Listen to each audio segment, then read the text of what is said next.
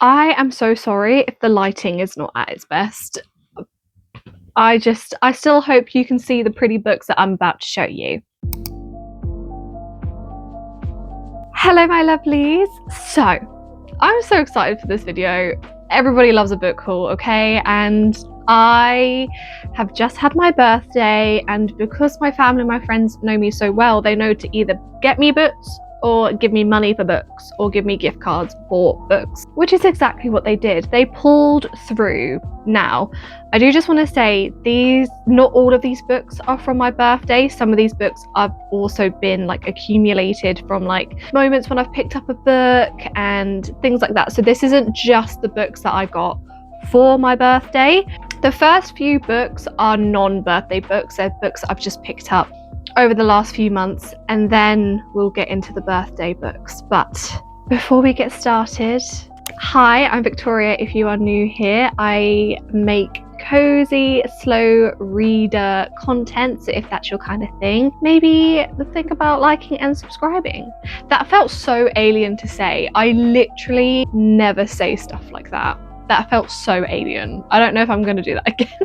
But anyway, without further ado, I've got a mammoth amount of books here. Okay, a mammoth amount for me. I know there are some people that go crazy with their book hauls, but this is a lot for me, and hopefully I will not be doing any large amount of book buying after this, apart from like odd releases here and there. So the first book I have to show you is Faith Breaker by Hannah Kanner. Now this is the third and final book in her, is it Fallen Gods? The Fallen Gods trilogy. I have only read God Killer, which is the first book.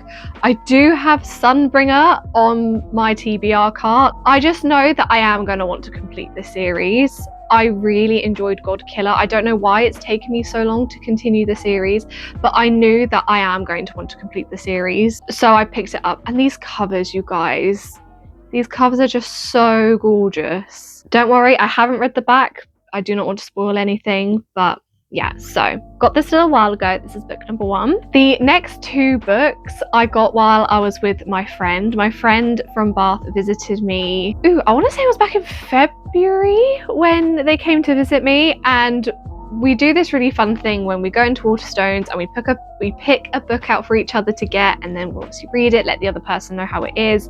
I admittedly haven't read either of the books they picked for me. I'm really sorry, Ryan, but I am so excited for them. Now, okay, the first one is called Song of the Huntress by Lucy Holland. Again, firstly, the cover is beautiful, and this intrigues me because I'm pretty sure it's kind of based around like Celtic.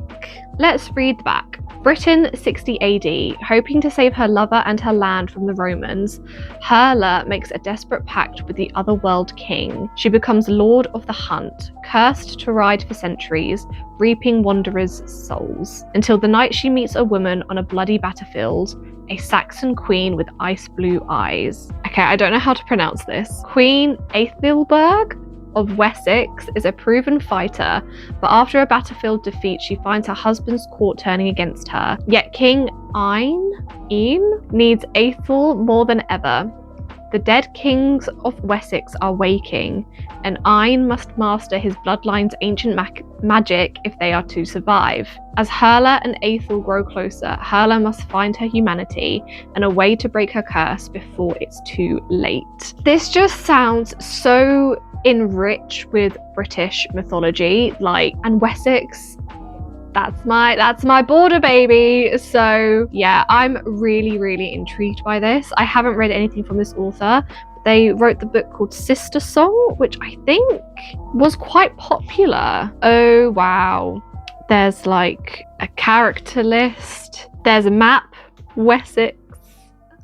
This is going to be so interesting because I live in Sussex, so this was another reason why my friend thought I would really enjoy this. So I am really looking forward to picking this one up. Then the other book that they got me, well, I got me, but they recommended, is a book that they read and they thought that I would really enjoy, and that is Hammerjack Luck by Makana Yamamoto. Yeah, so it's a heist book, if I'm remembering correctly. Let's see what it says. So Hammerjack Yeah, hamajang is an adjective. Definition: in a disorderly or chaotic state, messed up, chiefly in predictive use, especially in all hamajang. Etymology: a borrowing from Hawaiian pidgin. Apologies if I'm saying that incorrectly. It says, Eddie is done with crime. 8 years behind bars changes a person, costs them too much time with too many of the people who need them most. And it's all Angel's fault. She sold Eddie out in what should have been the greatest moment of their lives. Instead, Eddie was shipped off to the icy prison planet, spinning far below the soaring sky bridges and neon catacombs of Kepler space station, of home, to spend the best part of a decade alone. But then a chance for early parole appears out of nowhere, and Eddie steps into the pallid sunlight to find none other than Angel waiting, and she has an offer. One last job, one last deal, one last target. The trillionaire tech god they failed to bring down last time. There's just one thing Eddie needs to do: trust Angel again, which also happens to be the last thing Eddie wants to do. What could possibly go all hamajang about this plan? It just sounds so fun, like heist but in outer space? Question mark. It says Ocean's 8 meets Blade Runner in this trailblazing debut science fiction novel and swashbuckling love letter to Hawaii about being forced to find a new home and striving to build a better one. So yeah, admittedly, this isn't something I would have picked up for myself, but that's why I love doing this kind of thing with my friends and like book swapping and stuff, because they usually pick up books that I wouldn't have chosen for myself. Yeah, I'm really looking forward to reading this one as well. I think this might be a nice summer read, possibly. Next, we have got Fearless by Lauren Roberts. This is the final book in the Powerless trilogy, I believe. I think she released another novella that was part of this world, but I did get the works edition with the sprayed edges. Yes, Fearful, which is another novella set in this world. I know there's been a lot of discourse around Lauren Roberts, and please don't get me wrong, I'm very well aware of all of that. I started the series before I was aware of all of that stuff, and I enjoy it, and it's not, don't get me wrong, it's not my favorite series. It's encaptured me, and I want to read the final book just to see how it all wraps up. This next book was a Christmas present from Ben. Annihilation by Jeff Vandermeer. Firstly, again, the cover is what captured me in the bookstore, and then I read the back and I was snatched in. In Annihilation, the first volume of Jeff Vandermeer's now classic Southern Reach series, Area X has been cut off from the rest of the continent for decades, and nature has reclaimed the last vestiges of human civilization. Expedition after expedition into Area X has failed to uncover its mysteries and the true nature of its danger to the world. Now, a group of 4 women makes the attempt as the 12th expedition: an anthropologist, a survivor, a psychologist, and the narrator, a biologist. Their mission is to map the terrain, record observations of the surroundings, and above all, avoid being contaminated by Area X. A harrowing cosmic mystery at the vanguard of eco-fiction, Annihilation has only become more pertinent to our reality 10 years after its first publication. I read that back and I was sold. Now, Jeff Vandermeer is an author I've heard of, but I haven't read any of his stuff. And this cover is the 10th year anniversary edition. They released like 10th anniversary editions of the whole series, and they are beautiful. I am so excited to read this. I just feel like eco-fiction is something I really want to get into more, because it's blending 2 of my interests, reading and the environment. And the fact that this was, I guess, a gateway into eco-fiction from the sounds of it, I'm very much intrigued. And I've just heard very good things about him as an author in general. Okay, lovelies, we are now getting into the section where it's my birthday book haul. So all these books were either brought for me, or they were brought with gift cards or birthday money. And yeah, I'm just going to rummage through my bag and show them to you. So first we have Watermoon by Samantha Soto Yambao. I'm really sorry if I'm pronouncing that wrong, but this is a book that I have seen taken the rounds on BookTube, and I was kind of intrigued by it, but I didn't really understand what it was. And then there was a video, I can't remember who, but I remember watching a video and they described it as very Studio Ghibli-esque, and that captured my attention. So when I saw it in Waterstones and then I read the back and it definitely gave Studio Ghibli vibes, I just thought I'd bite the bullet. Even though this is a fantasy, I feel like it's a fantasy I wouldn't usually gravitate towards. So I do really want to try and step out of my comfort zone a little bit this year when it comes to the genres that I'm reading. Yeah, I read the back and I was instantly kind of hooked. So it says, on a back street in Tokyo lies a pawn shop, but not everyone can find it. Most will see only a cozy ramen restaurant, and just the chosen ones, those who are lost, will find a place to pawn their life choices and deepest regrets. Hana Ishikawa wakes on her first morning as the shop's new owner to find it ransacked, its most precious acquisition stolen and her father missing. And then into the shop stumbles a charming stranger, quite unlike other customers, for he offers help instead of seeking it. Together they must journey through a mystical world to find Hannah's father and the stolen choice, jumping through rain puddles, hitching rides on paper cranes, and navigating a night market in the clouds. But as they get closer to the truth, Hannah must reveal a secret of her own and risk making a choice she will never be able to take back. See, that second part of the description really does scream Studio Ghibli to me. Jumping through rain puddles, hitching rides on paper cranes, and navigating a night market in the clouds. This, I think, again, the video I was watching, I think, was doing like cozy fantasy recommendations. So I've definitely been in my cozy fantasy era, which you will see that also continues. The more I look at it, the more I'm intrigued. This cover is stunning, actually. The more I look at it, the more I realise it's quite beautiful. But yeah, ooh, the inside's so pretty.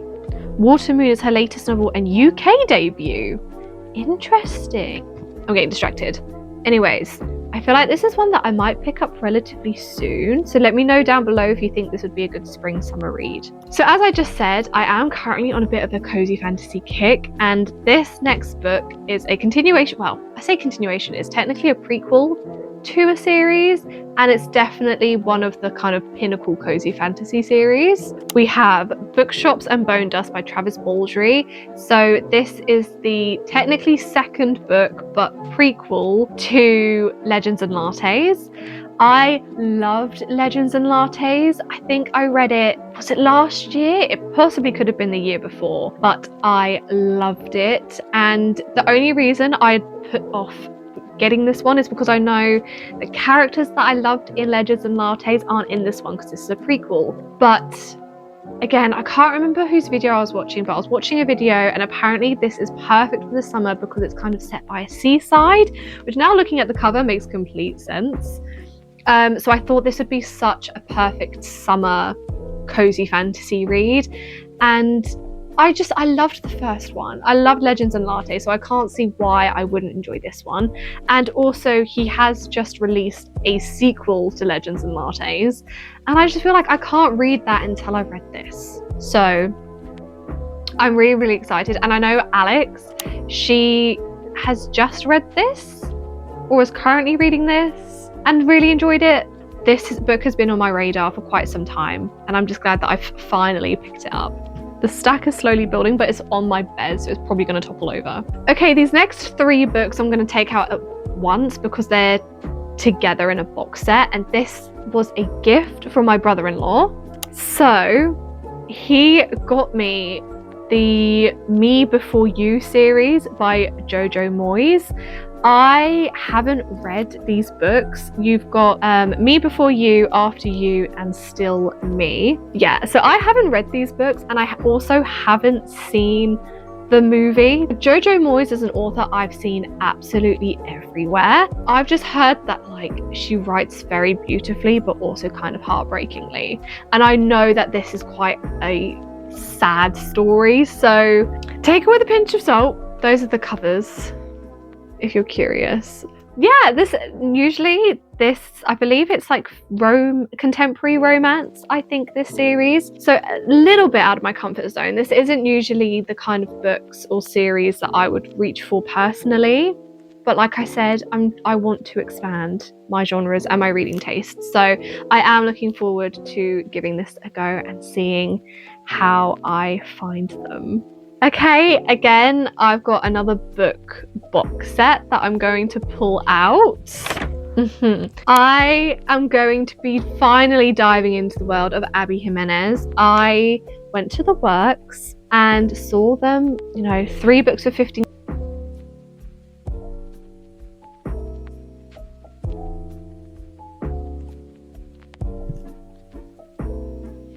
I'm sorry, excuse me? £7.50 for 3 books?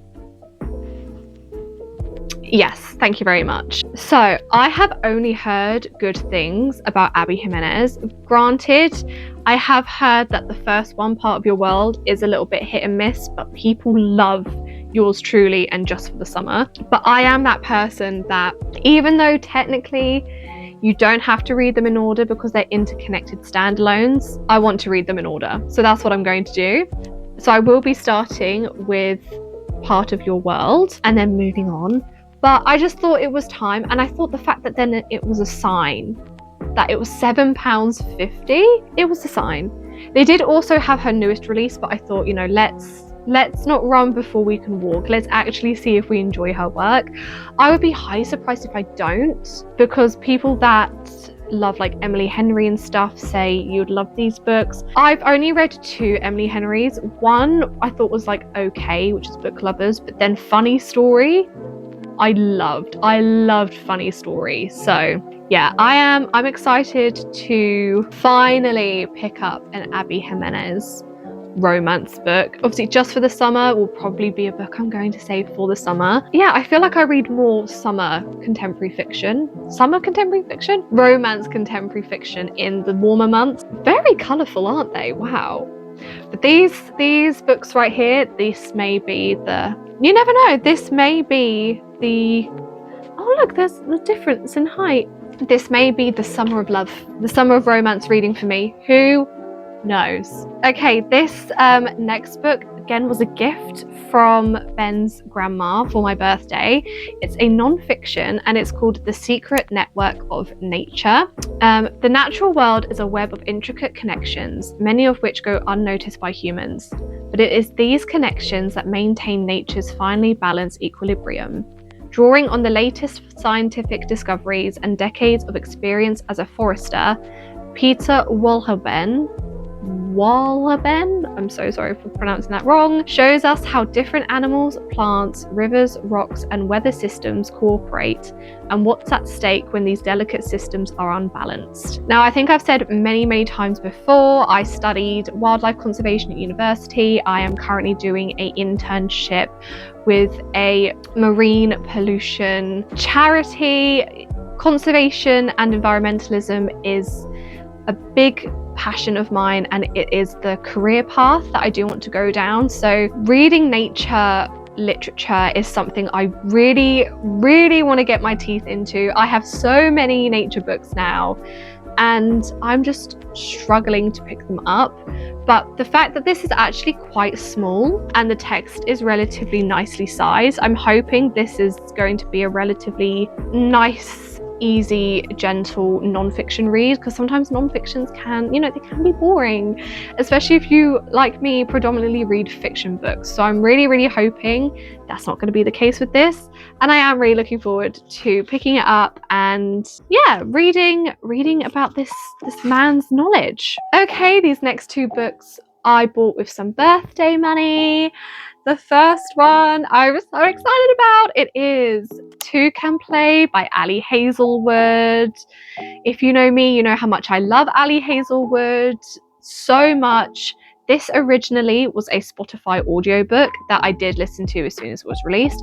And then when I found out she was releasing it in paperback, in physical form with an extra chapter, you best believe I was picking it up. Granted, this has been released for a little while now, but I don't care. I've got it now. I've got it in my hands. It's a lovely little novella that I can just sink my teeth into. I know I'm going to enjoy it because I enjoyed the audiobook, and it's a romance between gamers. This is just going to be such a lovely kind of sit in the garden on a nice sunny day read for me. Even though I think this is a really good winter read because it's like set in like a winter mountain resort, I'm pretty sure. Freezing cold in a remote mountain lodge. I'm still going to read it soon anyways because I've been deprived of some Ali Hazelwood recently. Okay, the last book I have for you guys is The Glow by Jessie Gaynor. Now this one, what drew me in was the spine, because the spine was gorgeous, and then I saw the cover. Again, a gorgeous cover, so intrigued. And then I read the back, and again, I'm trying to branch out a little bit on the genres that I'm reading. So when I read the back of this, I was quite intrigued. Jane Dorner has two modes. PR Jane is 25, breezy, clever in a non-threatening way, and eager to sell you a feminist vibrator. Actual Jane is 29, drifting through mediocre workdays and lackluster dates while paralysed by her crushing mountain of overdue bills. Enter the impossibly gorgeous Cass, whom Jane discovers scrolling through Instagram, a proprietor of a wellness retreat based out of a ramshackle country house that may or may not be giving off cult vibes. Suddenly, Jane realizes she might have found the one ladder she can climb, but inner peace, shiny hair, and glowing skin always comes at a price. And on the back, it says it's a satire, both cutting and careful in its approach. This is, from what I'm gathering, it's a bit of a commentary on the wellness industry and how maybe, on the surface level, doing the whole detoxing and having like a 10-step skincare routine and having the glowy, glossy skin, how it appears online versus the reality of it. And I also really want to read books that have characters that are the same age as me. I am now in my late 20s. I just had my 27th birthday, and I want to read books with characters that I can relate to and that I can bond to. So the fact that our main character is in her late 20s definitely appealed to me as well. And it's floppy. We love a floppy book. But yeah, this definitely just caught my eye because of the cover, and then the back description kind of convinced me and pulled me in. So I'm really interested to see how I find this book. I haven't looked up any reviews. I haven't seen anybody talk about it. Literally going in blind with this one, which I'm really excited about. How many books is that? 6, 7, 8, 9, 10, 11, 12, 13, 14, 15, 16. Love it. Those are all the books that I've recently accumulated from just little shop visits and then from my birthday. Please let me know down below if you've read any of these books, and if so, what did you think? If you've made it this far, comment the stack of books emoji, the classic, so I know that you've made it this far. Thank you so much if you have. I appreciate you so much. I hope whatever book you're reading is giving you the 5-star feels, and I really hope to see you in the next video. Bye!